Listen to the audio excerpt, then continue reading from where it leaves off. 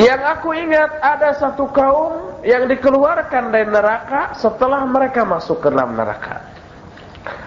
Lalu kata Jabir, yakni fayakhrujuna ka'annahum 'idani sumasim. Mereka keluar seolah-olah mereka ini adalah,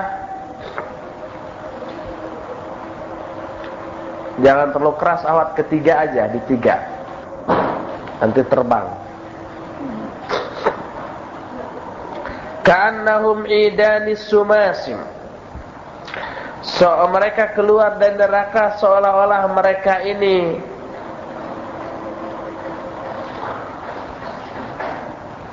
tiga. Nah, gitu cukup.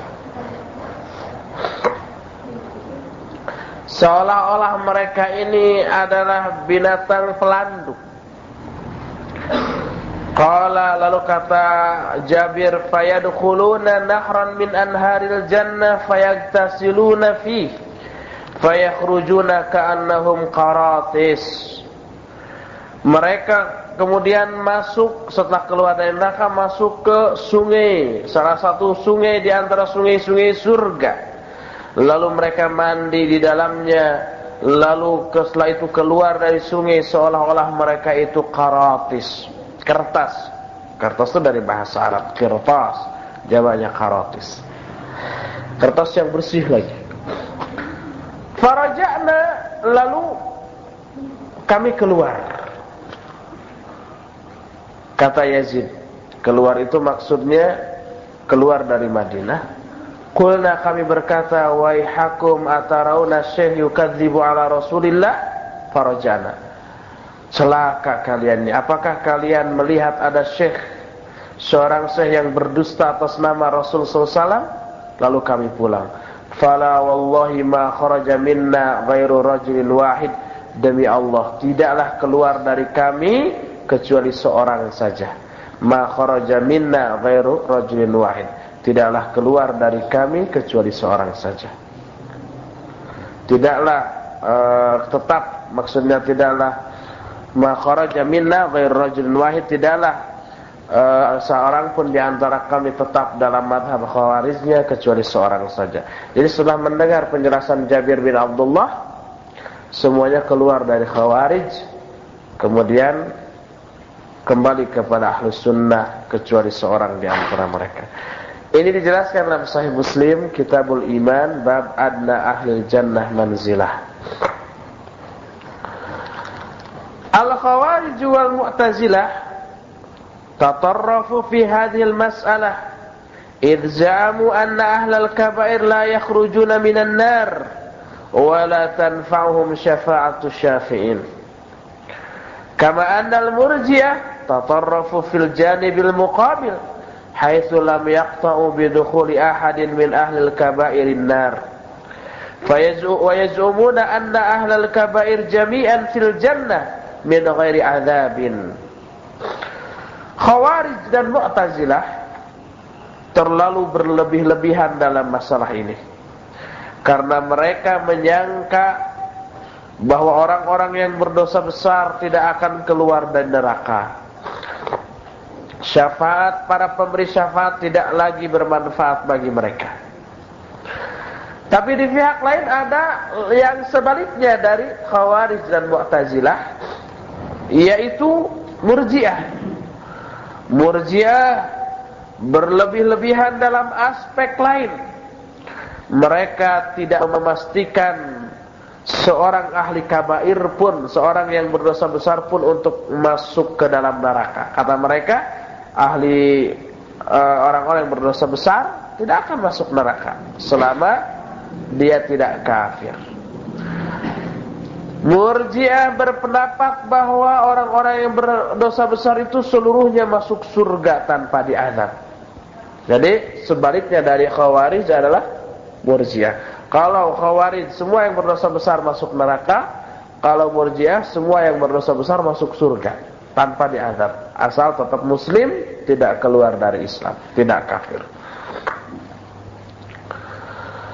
Kedua kelompok ini, baik Murji'ah ataupun Khawarij, mukhalifun lis sunnatil mutawattirah as-sabitah anir Rasul sallallahu alaihi wasallam wa hum mukhalifuna li ijma'i salafil ummah wa a'immatiha wa qad hadallahu ahlas sunnati wal jamaah lima ikhtalifu fihi minal haqqi bi'idnih haitsu dhahabu ila anna ahlal kaba'ir tahta masyiatillah.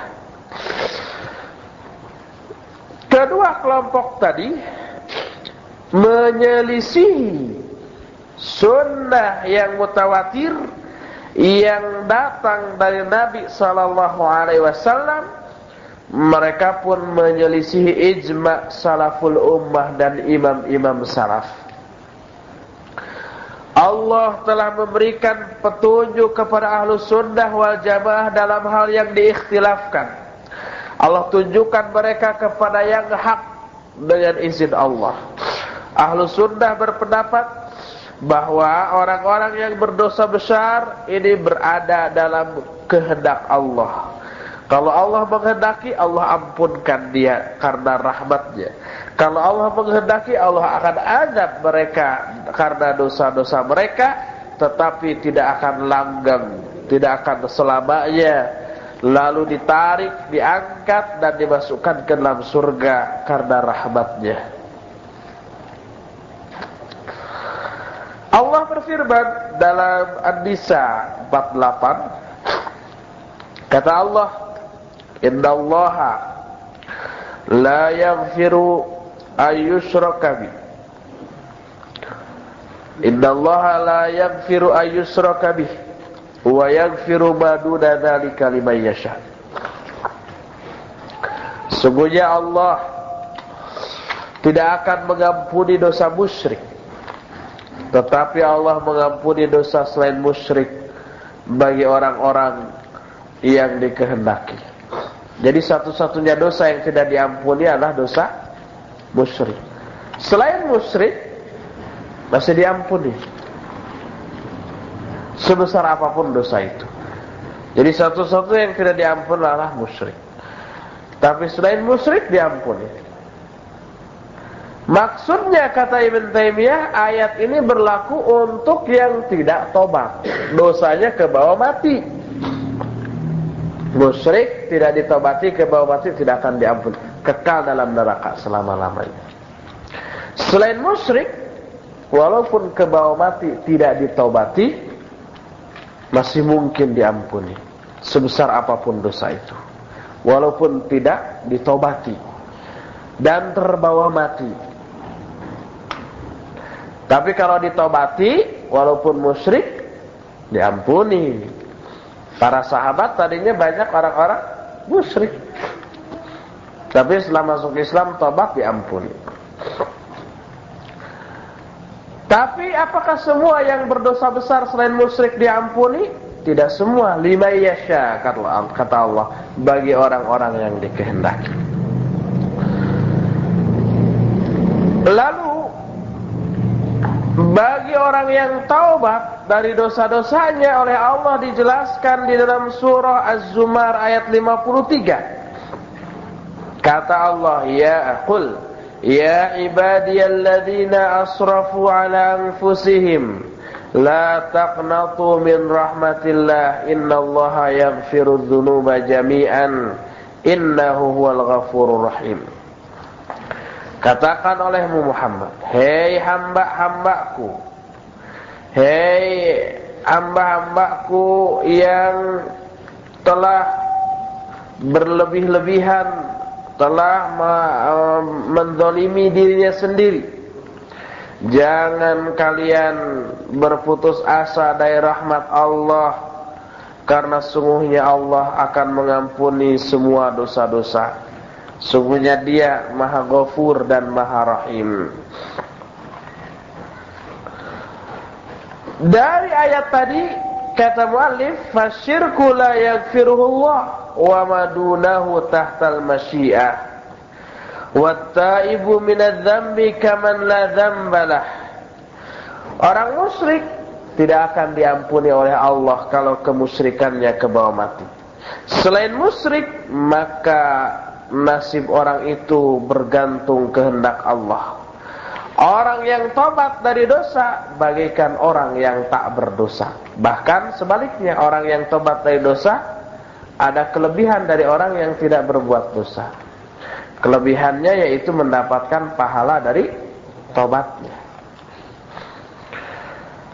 Adapun hujjah yang dipegang oleh orang-orang Khawarij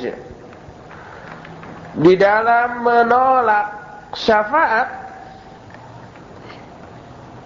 adalah ayat-ayat yang menerangkan tertolaknya syafaat bagi orang-orang musyrik. Orang musyrik berkeyakinan bahwa syafaat di sisi Allah itu seperti syafaat di dunia. Orang yang boleh memberi syafaat bisa memberi syafaat kepada yang lainnya tanpa izin dari Allah. Itu kata orang-orang musyrik. Orang yang berhak memberi syafaat boleh memberi syafaat kepada yang lain sekalipun orang yang diberi syafaatnya itu tidak diridhoi oleh Allah Subhanahu wa ta'ala. Itu kata orang-orang musyrik. Padahal di sisi Allah tidaklah demikian. Allah telah menjelaskan batilnya syafaat yang diyakini oleh orang-orang musyrik itu. Sebagaimana dijelaskan dalam banyak ayat. Di antara surah Al-Baqarah ayat 48 kata Allah, "Wattaqu yawman la tajzi nafsun an nafsin syai'a wa la yuqbalu minha syafa'ah wa la yu'khadhu minha 'adlun." Takutlah kalian kepada satu hari yang seseorang tidak bisa menolong orang lain sedikit pun, dan tidaklah diterima syafaat dan tidak bisa diterima juga tebusan. Ini ayat ini menunjukkan tidak ada syafaat, tapi bagi orang-orang musyrik. Lalu di dalam surah Al-Muddatsir ayat 48, "Fama tanfa'uhum syafa'atus syafi'in." Maka tidak bermanfaat bagi mereka syafaatnya para pemberi syafaat. Juga dijelaskan dalam surah Ghafir ayat 18, "Ma lidh-dhalimina min hamimin wala syafi'in yutha'." Tidak ada bagi orang yang zalim itu seorang penolong pun, dan tidak ada seorang pemberi syafaat pun yang ditaati. Jadi ayat-ayat tadi menolak adanya syafaat. Tapi itu khusus bagi orang-orang yang musyrik. Kalau yang musyrik, yang kafir, syafaat apapun tidak berlaku. Ada lagi ayat-ayat lain yang menjelaskan bahwa ada syafaat di sisi Allah, tetapi harus dengan izin Allah. Seperti yang dijelaskan dalam surah Al-Baqarah 255 yang biasa disebut ayat kursi. Kata Allah di tengah-tengah ayat kursi, "Man dzalladzi yashfa'u indahu illa bi'idnih." Siapa orang yang bisa memberikan syafaat di sisi Allah tanpa izinnya, tanpa izin Allah? Jadi tanpa izin Allah nggak bisa. Tapi bisa kalau dengan izin Allah. Juga dalam surah Al-Anbiya ayat 28, "Wala yashfa'una illa liman irtadha." Tidaklah mereka memberi syafaat, tidak bisa mereka itu memberi syafaat kecuali bagi orang-orang yang diridhoi oleh Allah. Jadi orang-orang yang diridhoi oleh Allah bisa memperoleh syafaat.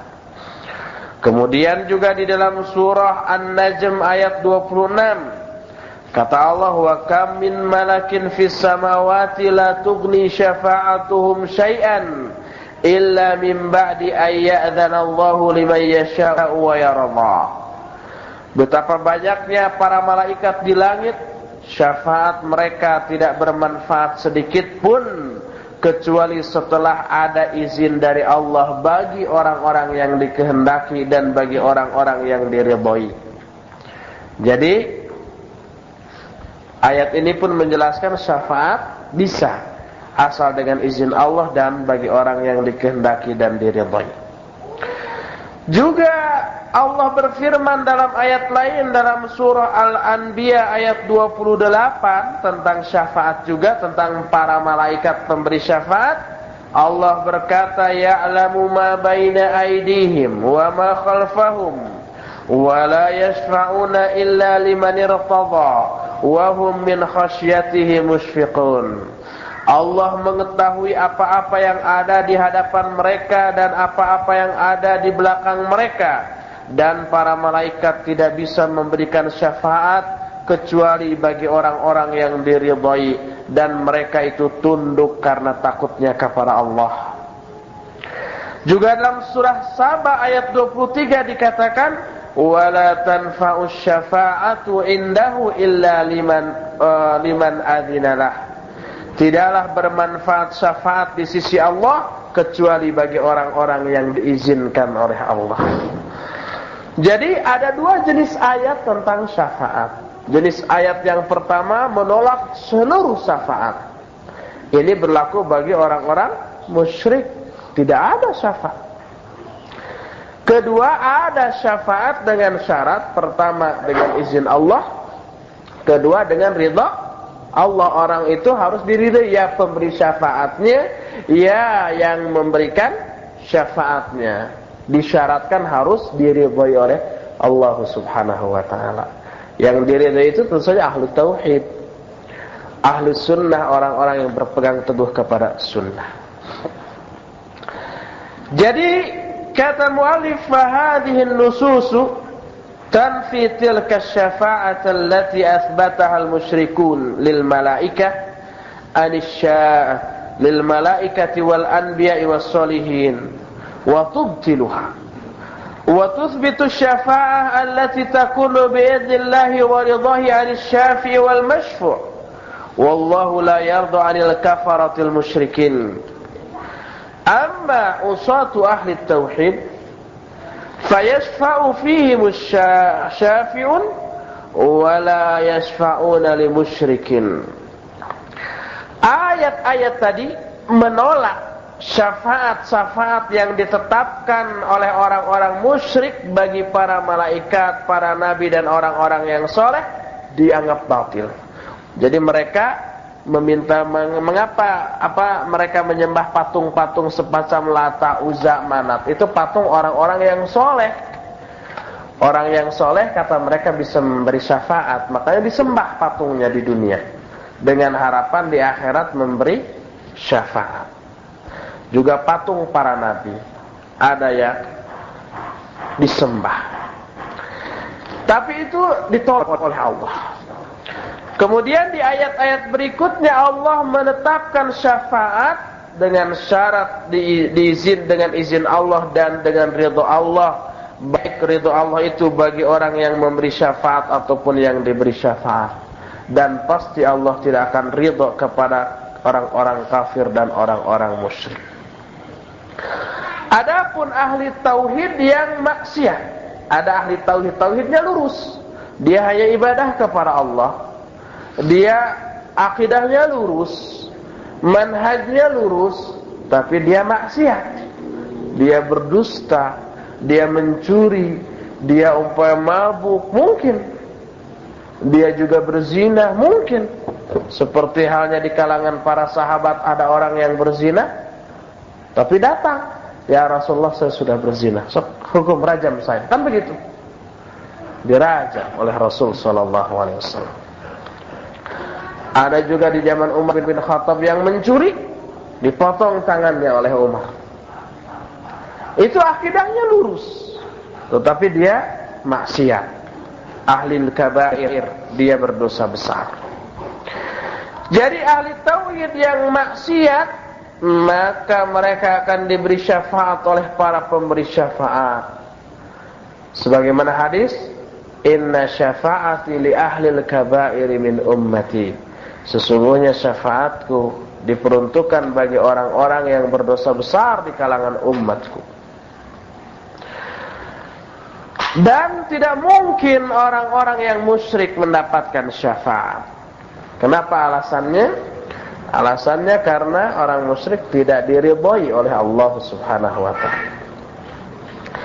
Di dalam Sahih Bukhari ada sebuah hadis dari Abu Hurairah radhiyallahu anhu.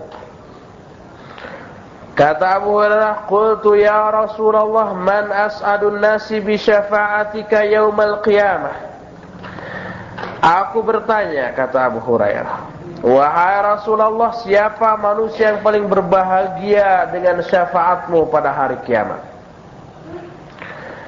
Kata Rasulullah, "Laqad dhanantu ya Abu Hurairah alla yas'alani an hadzal hadithi ahadun awwala minka.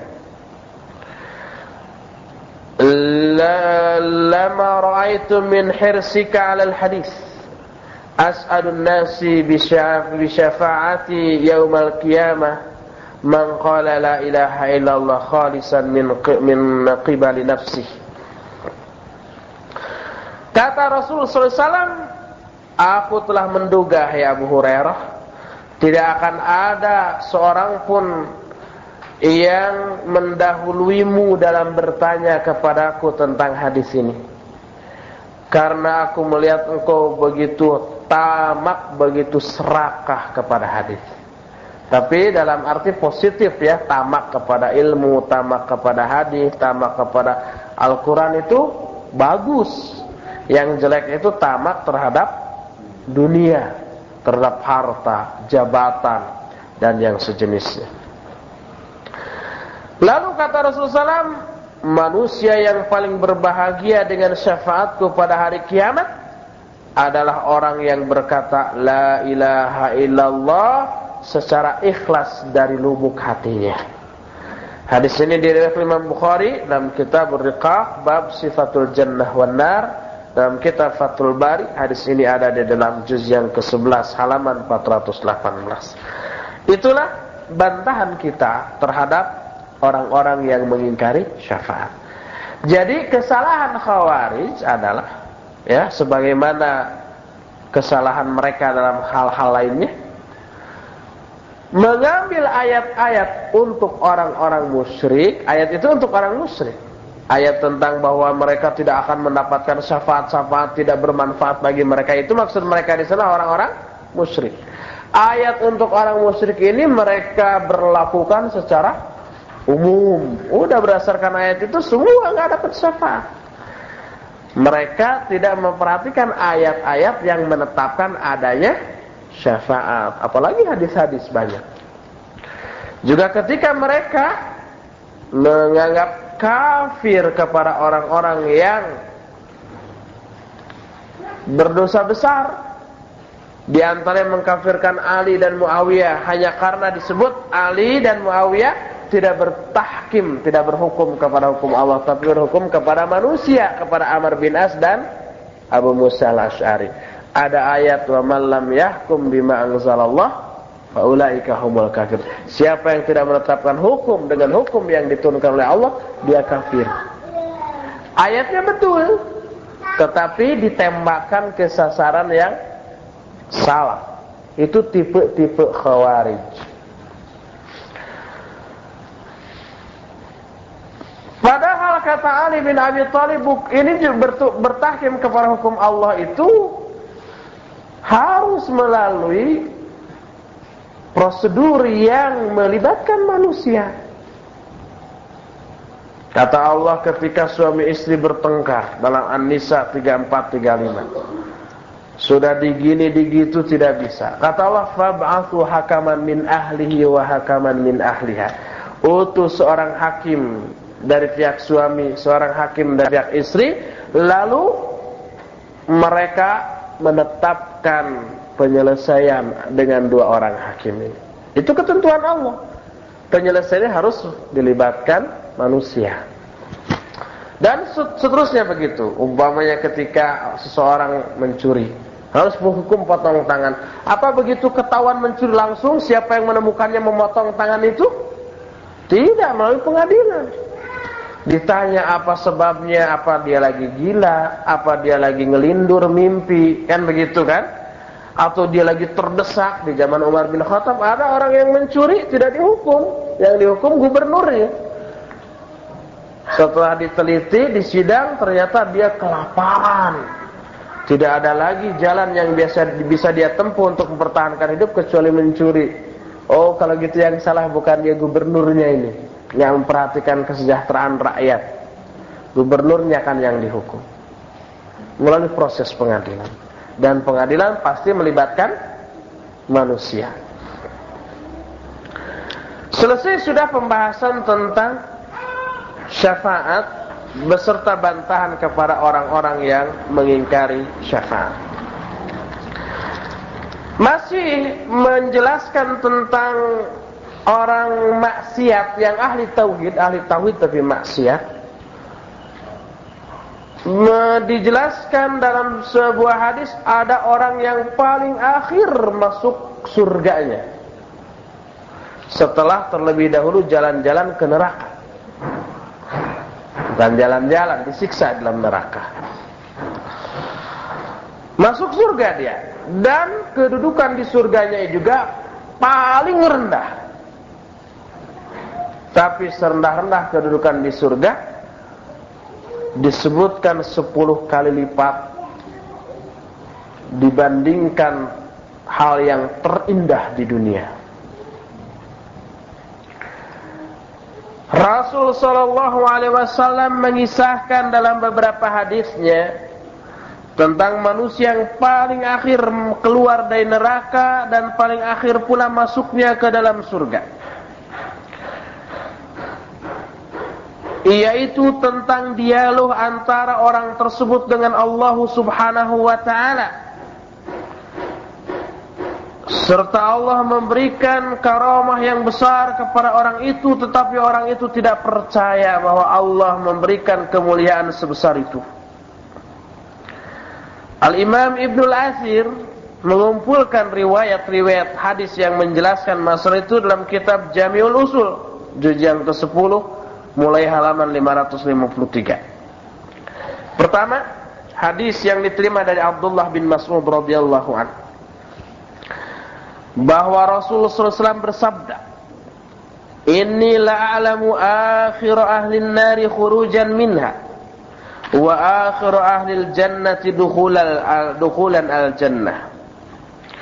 Rajulun yakhruju minan nari habwa fayaqulu Allahu lahu idhhab fadkhulil jannah fayatiha fayukhayyilu ilaihi annaha mala'iyyun fayarji'u fayaqulu ya rabbi wajadtuha mala'i fayaqulu Allahu azza wa jalla idhhab fadkhulil jannah fa inna laka mithla ad-dunya wa 'asharata amsalha aw inna laka mithla 'asharati amsalid dunya fayaqul atasharu bi aw tadhaku bi wa antal malik qal falaqad ra'aitu Rasulullah sallallahu alaihi wasallam dhahaka hatta baddat nawajiduhu fakana yuqalu dzalika adna ahlil jannati manzilatan.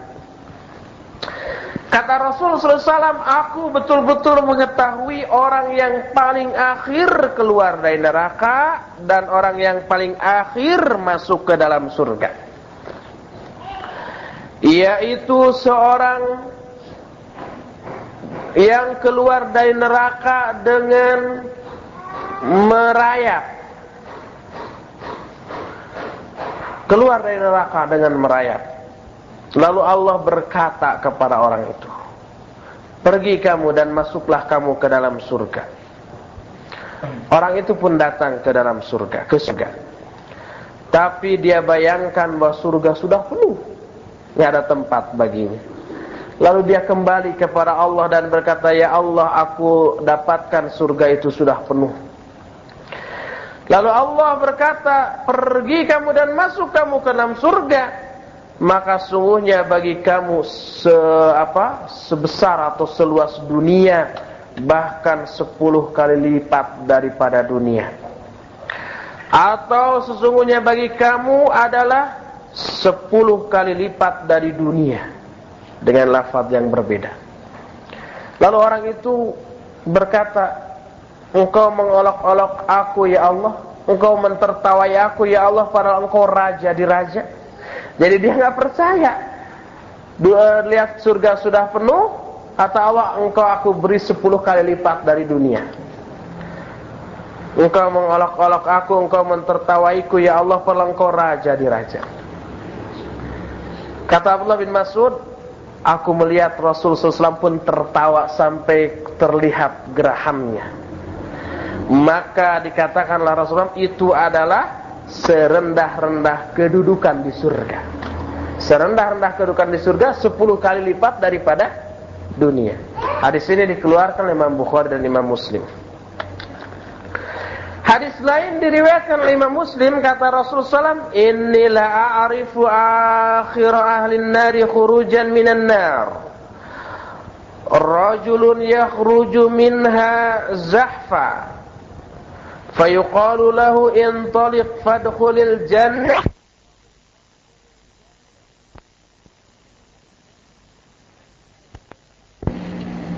Apa boleh merayap dengan merangkak? Kalau habwa merayap itu dengan perutnya, kalau merangkak dengan lengan dan kakinya, merondang. Apa merondang kan? Merangkak, merandang. Nah, kalau tadi merayap, kalau sekarang merangkak. Beda ya. Yaitu seseorang yang keluar dari neraka dengan merangkak, lalu dikatakan kepada orang itu, pergi kamu dan masuklah kamu ke dalam surga. Maka pergilah orang itu dan masuklah orang itu ke dalam surga. Dan dia menemukan semua manusia di dalam surga sudah mengambil rumahnya masing-masing. Untuk dia nggak ada rumah. Lalu di tengah kebingungan itu dikatakan, kamu ingat nggak pada waktu kamu pernah hidup di waktu itu, yaitu di dunia? Kata orang itu, ya saya ingat. Coba berhayallah engkau, berangan-anganlah engkau, bayangkan rumah termewah terindah di dunia yang kamu pernah lihat. Lalu dia pun berangan-angan. Lalu dikatakan, bagimu apa yang engkau angan-angankan bahkan 10 kali lipat daripada yang kau bayangkan di dunia. Kita bayangkan istana termegah, terindah, terbesar dan terter yang lainnya di dunia, entah yang mana ya, saya sendiri belum pernah lihat. Itu 10 kali lipat banyak. Kata orang itu, engkau mengolok-olok aku ya Allah, padahal engkau Malik, engkau Raja. Kata periwayat hadis ini, yaitu Abdullah bin Mas'ud, aku melihat Rasulullah SAW tertawa sampai kelihatan gerahannya. Hadis ini riwayat At-Tirmidzi, Imam Muslim dan juga Imam At-Tirmidzi meriwayatkan pula hadis seperti ini. Selain itu, kalau Imam Bukhari pun meriwayatkan juga hadis seperti ini. Itu hadis yang pertama, ada 2 macam. Hadis yang kedua yang masih menjelaskan tentang orang yang terakhir masuk surga, terakhir keluar dari neraka. Pokoknya asal Islam saja, asal Muslim pasti masuk surga insyaallah. Asal jangan kafir, jangan musyrik, pasti masuk surga. Hanya entah langsung masuk surganya atau ke neraka dulu, itu yang jadi masalah, tergantung dosa kita. Hadis kedua diterima masih dari Abdullah bin Mas'ud radhiyallahu anhu, bahwa Rasul sallallahu alaihi wasallam bersabda, akhiru man yadkhulul jannata rajulun fahuwa yamshi marratan wa yakbu marratan wa tasfahu an-naru marratan fa idza ma jawazaha iltafata ilayha faqala tabarakalladzi najani minki laqad a'tani Allahu syai'an ma a'tahu ahadan minal awwalin wal akhirin faturfa'u lahu syajarah fayaqulu ya rabbi adanini min hadhihi syajarah fala astadhillu bi dhilliha wa ashrabu min ma'iha fayaqulu Allahu azza wa jalla ya ibna adam la'alli in a'taitukaha sa'atani ghairaha fayaqulu la ya rabbi wa yu'ahiduhu alla yas'alahu ghairahu. Qala wa rabbuhu azza wa jalla yu'adhiruhu wa ya'dhiruhu li'annahu yara ma la sabra lahu alayhi fayudnihi minha fayastadillu bidhilliha wa yashrabu min ma'iha thumma turfa'u lahu syajara hiya ahsanu min al-ula fayaqulu ay rabbi adnini min hadhihi li ashraba min ma'iha wa astadilla bidhilliha la as'aluka ghairaha fayaqul ya ibn adam alam tu'ahidni alla yas'alani ghairaha fayaqulu la'alli in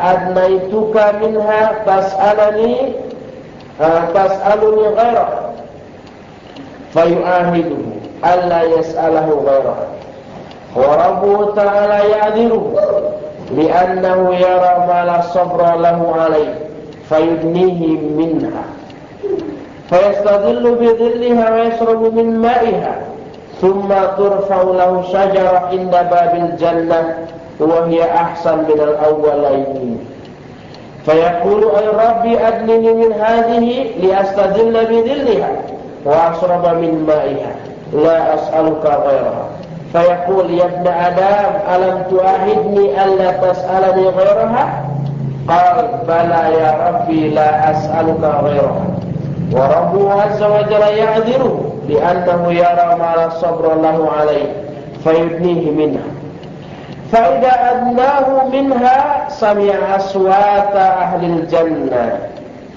fayaqulu ay rabbi adkhilniha fayaqulu ya ibn adam ma yusayyiruni minka ayaradika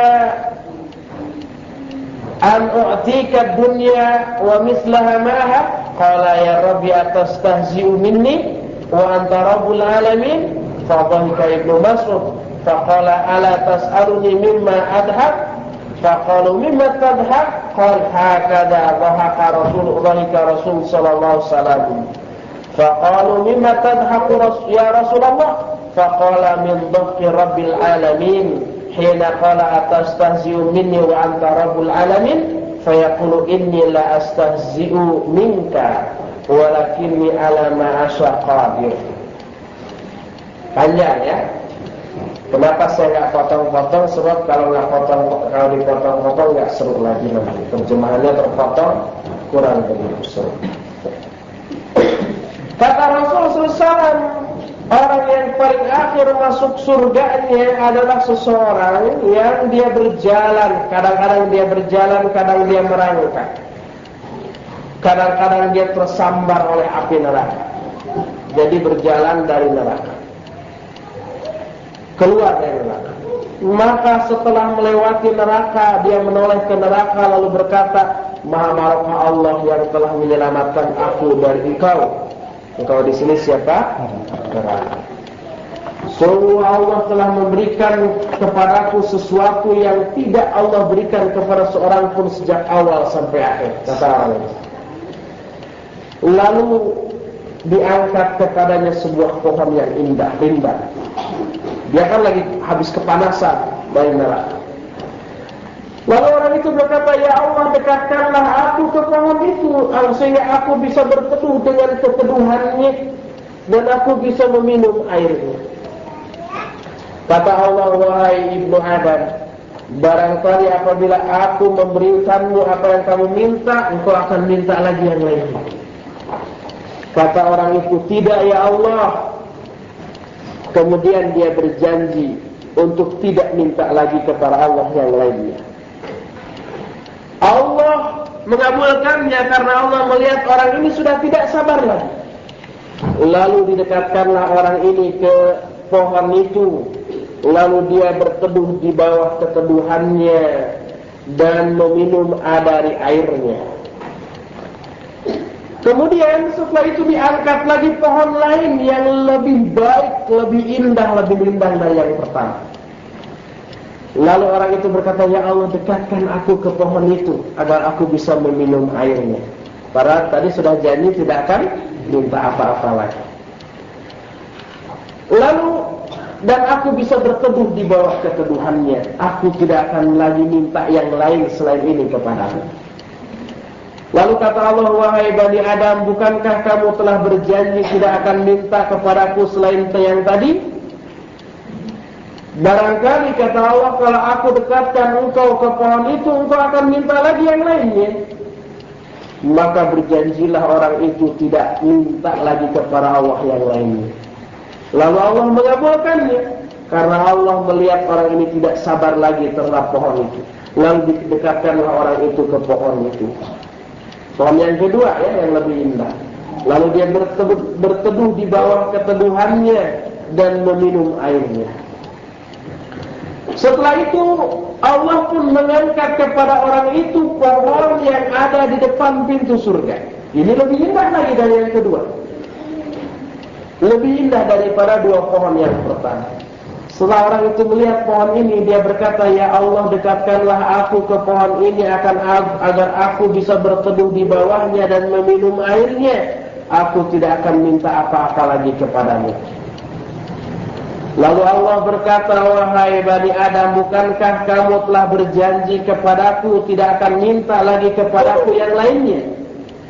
Kata orang itu, benar ya Allah, tapi ya Allah, aku tidak akan minta lagi kepadamu yang lainnya. Minta ini aja dekatkan kepada pohon yang ketiga di depan pintu surga. Lalu Allah mengabulkan karena Allah melihat orang ini sudah tidak sabar lagi, lalu didekatkan. Maka ketika didekatkan, orang ini mendengar suara penduduk surga yang riang, ya. Kebayanglah, jangankan para penghuni surga, kita mendengar anak-anak lagi senang bermain aja sudah kelihatan ya orang lagi gembira bener ini. Lalu orang itu berkata, ya Allah, masukkanlah aku ke dalam surga. Jadi sudah janji 3 kali ya, nggak akan minta lagi, tapi ternyata setelah diberi perlihatkan yang lebih baik lagi, minta lagi. Itulah orang ini maksudnya. Lalu kata Allah, hei Bani Adam, ma yusayyiruni, artinya malladhi yurdika wa yaqtau mas'alataka.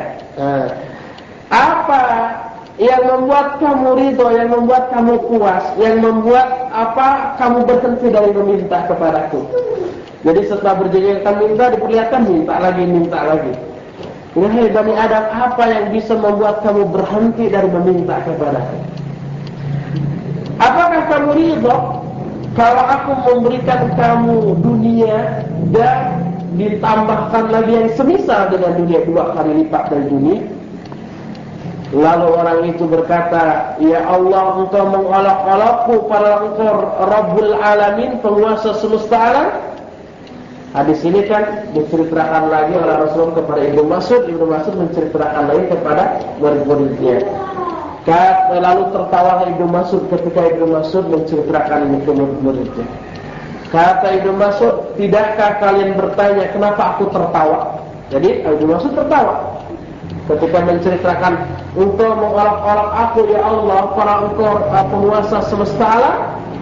Gitu. Lalu ketika menceritakan ini, Ibnu Mas'ud tertawa. Kata Ibnu Mas'ud, tidakkah kalian bertanya kenapa aku tertawa?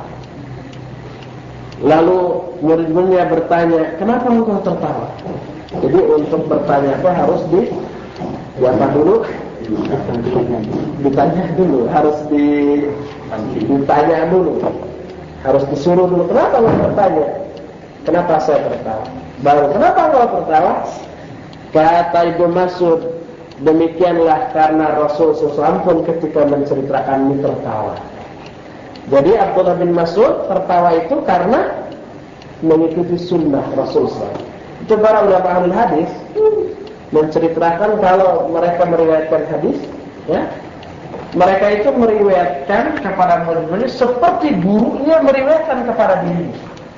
Jadi kalau gurunya meriwayatkan hadis sambil ngelus-ngelus jenggot, maka dia pun ketika meriwayatkan kepada yang lainnya sambil mengelus-ngelus jenggot juga. Kalau gurunya meriwayatkan hadis kepadanya sambil bersandar, dia pun sambil bersandar.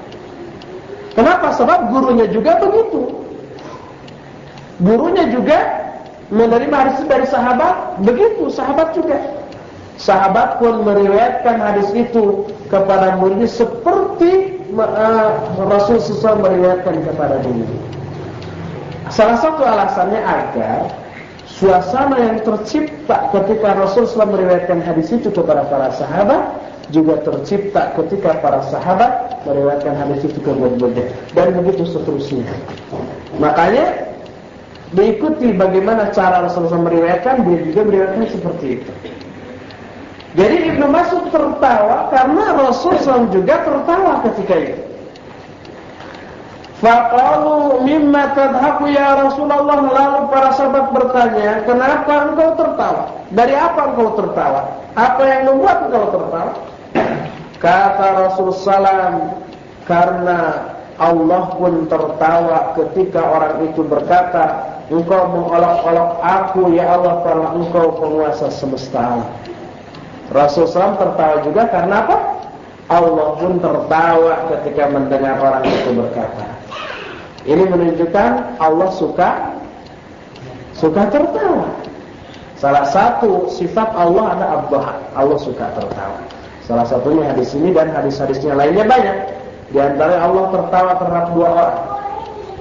Dua orang ini satu membunuh, satu dibunuh.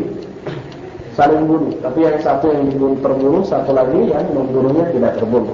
Dua-duanya masuk surga. Kata Rasulullah. Sahabat kaget kok saling bunuh, dua-duanya masuk surga. Iya, pertama